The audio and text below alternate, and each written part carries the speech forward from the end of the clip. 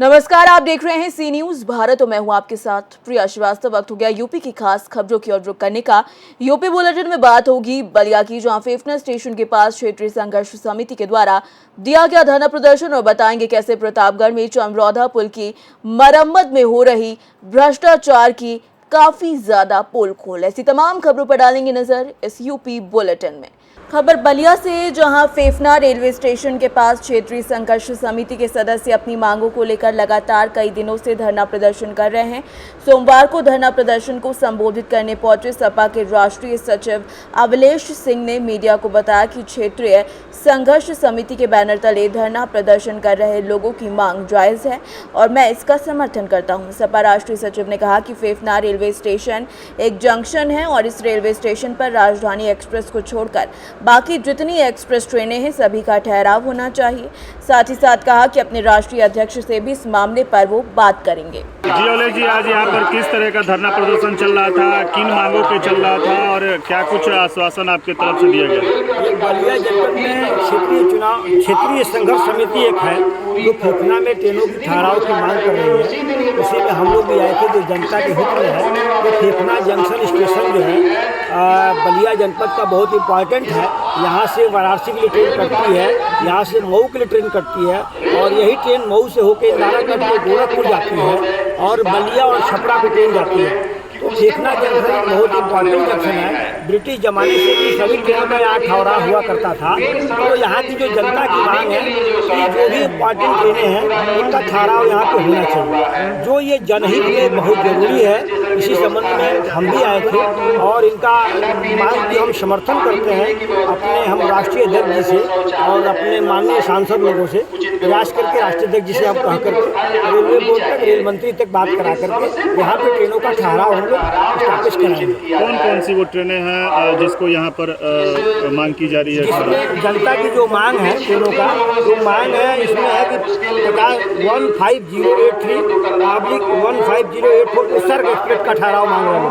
दूसरा आपका 11/062 11/061 पवन एक्सप्रेस, इसका ठहराव मांग रहे हैं। कि जो कि ये दोनों ट्रेनों का पहले भी लगभग हमें उम्मीद है कि ठहराव था, तो ठहराव इसका होना जेन्युइन है। इसके साथ साथ 15053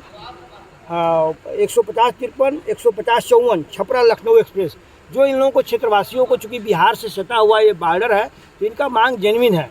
ये भी ट्रेनों का ठहराव, साथ ही साथ 5231 5232 गोदिया एक्सप्रेस और स्वतंत्रता संग्राम सेनानी और सारनाथ एक्सप्रेस, ये सभी 5-6 ट्रेनों का ठहराव मांग रहे हैं। जबकि जनहित में सिर्फ राजधानी एक्सप्रेस को छोड़ करके जितनी भी ट्रेनें इस रूट से गुजरती हैं यहाँ पे फेफना जंक्शन पे हम लोग ठहराव के और रुकवाने की व्यवस्था करेंगे, ताकि हमारे जनपद वासी और बॉर्डर के बिहार वासी जो लोग यहाँ से बिहार में भी जा सके, दसरा रोड जा सके, नगरा जा सके, यहाँ तक के लोग देवरिया तक जा सके। क्योंकि यहाँ से तुर्ती पार वगैरह जो एक भटनी लाइन जाती है उसके बीच में कोई रेलवे लाइन नहीं है, इसलिए फेफना जंक्शन बहुत इम्पॉर्टेंट है।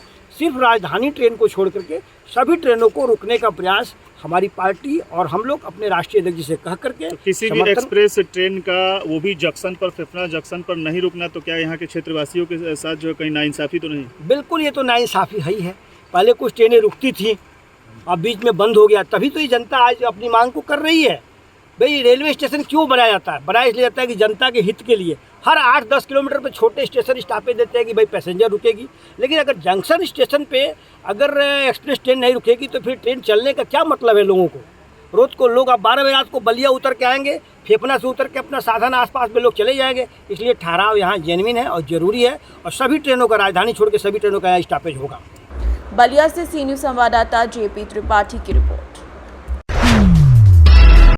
खबर फिरोजाबाद से, जहां डाक कावड़ लेने गए थाना नारखी के नगला राधे निवासी 3 बाइक सवारों को कासगंज में कैंटर ने टक्कर मार दी, जिसमें एक युवक की मौके पर मौत हो गई, जबकि 2 युवक घायल हैं जिन्हें उपचार के लिए आगरा भेजा गया। फिरोजाबाद से सी न्यूज संवाददाता बबलू फरमान की रिपोर्ट। खबर मथुरा से, जहां पर नागरिक सुरक्षा संगठन कार्यालय मथुरा पर आगामी स्वतंत्रता दिवस, 15 अगस्त और कृष्ण जन्माष्टमी पर्व की तैयारी को लेकर उप नियंत्रक जसवंत सिंह ने पोस्ट वार्डन, सेक्टर वार्डन, स्वयंसेवकों की बैठक ली, जिसमें आने वाले कार्यक्रमों की तैयारी को लेकर दिशा निर्देश दिए गए। उप नियंत्रक जसवंत सिंह ने जानकारी देते हुए बताया कि स्वतंत्रता दिवस 15 अगस्त को हर घर तिरंगा अभियान कार्यक्रम चलाया जाएगा। एक वृक्ष मां के नाम लगाया जाएगा। राइफल क्लब में दौड़ का कार्यक्रम किया जाएगा जिसमें महिला पुरुष भाग लेंगे। उसके बाद जिला अस्पताल और बाल शिशु गृह पर फल और मिष्ठान का वितरण किया जाएगा। वृद्धाश्रम बलदेव में भोजन का वितरण किया जाएगा। इसी के साथ उन्होंने कई और महत्वपूर्ण जानकारियां दी। इस मौके पर जसवंत सिंह, उप नियंत्रक जितेंद्र देव सिंह, सहायक उप नियंत्रक सचिन अग्रवाल, पोस्ट वार्डन समेत कई लोग मौजूद रहे। आज नागरिक सुरक्षा संगठन कार्यालय पर जो मीटिंग हुई है किस संबंध में हुई है, आगामी त्योहारों को लेकर के आपकी क्या तैयारी है? ये जो मीटिंग हुई है जिलाधिकारी महोदय और कप्तान साहब के महोदय के जो निर्देश हुए उनके अनुपालन में ये मीटिंग थी। इसमें हम 15 अगस्त को हम जो स्वतंत्रता दिवस है इसको बहुत अच्छे से मनाए जाने के निर्देश दिए गए। इसमें हर घर तिरंगा योजना शामिल रहेगी। इसके अलावा सभी भवनों को, सरकारी भवनों को जो है सुसज्जित किया जाना है और इसके अलावा और भी अन्य कार्यक्रमों में हमारे यहाँ जो क्रॉस कंट्री रेस होती है उसमें हमारे वॉलंटियर्स रहते हैं। इसके अलावा जो है कुछ और स्थानों पे जैसे डिस्ट्रिक्ट हॉस्पिटल है और शिशु सदन है, यहाँ पे हम फल वितरण करेंगे। हमारे वार्डनों के सहयोग से ही ये कार्यक्रम होंगे। इसके अलावा एक वृद्ध आश्रम है उसमें भी भोजन का वितरण करने का जो है हमारे डिविजनल वार्डन साहब के जो है नेतृत्व में भोजन वितरण होगा। आगामी तो आज श्री कृष्ण जन्मोत्सव को लेकर के क्या तैयारी है? श्री कृष्ण जन्माष्टमी जो 26 अगस्त को मनाया जाएगा उस दिन भी सुबह 8 बजे शोभा यात्रा निकाली जानी है। शोभा यात्रा में हमारे करीब 50 वॉलंटियर्स रहेंगे जिसको शोभा यात्रा को जो है भीड़ को जो है नियंत्रण करने में उनका कार्य रहेगा। इसके अलावा जो है दोपहर से लेकर और देर रात तक जब तक कृष्ण जन्मोत्सव मनाया जाता है तब तक पूरे भारत से विभिन्न स्थानों से श्रद्धालु आते हैं तो उनको गाइड करना है, उनको जो है सही स्थान बताना है कि किस गेट से एंट्री करनी है और कैसे किस तरफ से निकलना है, अपने जो है जूता चप्पल कहाँ पे उतारने हैं। और इसके अलावा जो है ट्रैफिक को भी नियंत्रण करने में हमारे सिविल डिफेंस के वॉलंटियर्स रहेंगे। 70 से 80 तक वॉलंटियर्स होंगे। जो आज जो मीटिंग हुई है नागरिक सुरक्षा संगठन की किस संबंध में और किस तरीके से आपने जो निर्देश दिए उनको नगर स्तर की, प्रभाग स्तर की बैठक आयोजित की गई है। बैठक में उपस्थित वार्डनों को 15 अगस्त में ध्वजारोहण के समय 8 बजे उपस्थित होने के लिए कहा है। इसके बाद में राष्ट्रीय गान होगा। उसके बाद में 9 बजे क्रॉस एंट्री होगी जो कि राइफल क्लब से शुरू होकर और कलेक्ट्रेट होकर जेल होकर वो वापस आएगी। उसमें शांति व्यवस्था में वार्डन्स लगाई जाएंगी। आगामी त्यौहार ये जन्माष्टमी का आने वाला है, उसमें कितने आपके स्वयंसेवक संघ लगेंगे? जन्माष्टमी के अवसर पर आज एक लेटर आया है जो कि 26 तारीख को एक शोभा यात्रा निकाली जाएगी जिसमें शांति व्यवस्था हेतु वार्डनों की मांग की है, उसमें हम वार्डन लगाएंगे। उसके बाद में जन्माष्टमी के समय 26 तारीख को वार्डन्स और पोस्ट वार्डन ICU की ड्यूटी रहेगी। वो जगह जगह चिन्हित फ्रंटों पर वहाँ पर शांति व्यवस्था हेतु ड्यूटी लगाई जाएगी और मैं भी भ्रमण पर रहूँगा।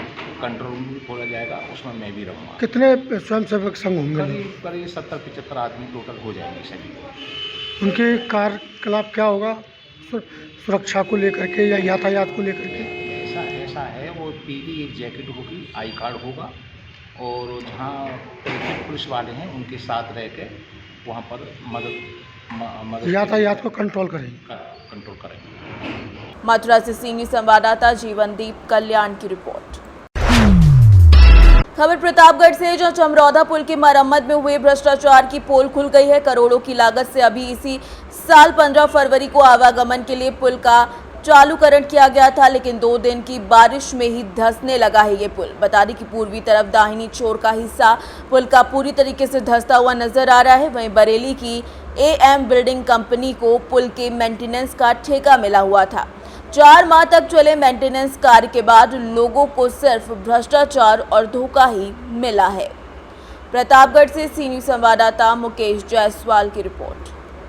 फिलहाल इस यूपी बुलेटिन में इतना ही। देश दुनिया की बाकी खबरों के साथ जुड़े रहने के लिए आप देखते रहिए सी न्यूज़ भारत।